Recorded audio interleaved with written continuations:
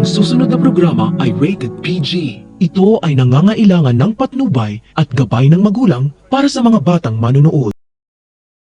Gumuho ang mundo ni Meredith nang malaman niyang patay na ang kanyang anak na si Lily dahil ayon sa nakaligtas sa barko kasamang nalunod sa barko ang mga anak nila. Masakit man ang katotohanan, kailangan tanggapin ni Meredith na totoong patay na talaga ang kanyang pinakamamahal na anak, kaya inilibing na niya ang mga alaala nito.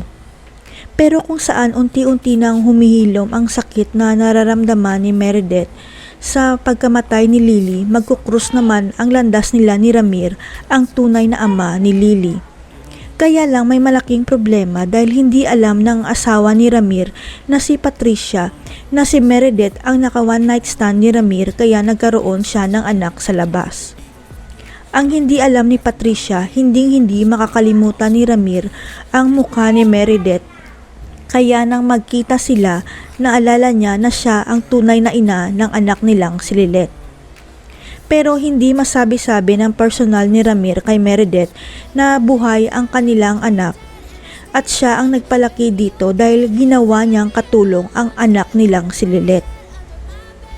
Hanggang sa magkakaroon ng pagkakataon si Ramir na masabi kay Meredith na buhay pa ang kanilang anak at ibinigay ang detalye ng ospital kung saan inalagaan si Lilith. Dito na magsisimula mag-imbestiga si Meredith at makakausap niya ang nurse na nag-process ng birth records ng anak nila ni Ramir at ipapakita nito ang pruweba. Biglang tumigil ang mundo ni Meredith sapagkat nakita niya ang pangalang Lilith Matias at naiintindihan na niya kung bakit nakaramdam siya ng lukso ng dugo sa una nilang pagkikita. Si Meredith kaya ang magsasabi ng katotohanan kay Lilith na siya ang tunay nitong ina. May gagawin kayang masama si Patricia kay Meredith dahil siya ang ina ni Lilith? Abangan.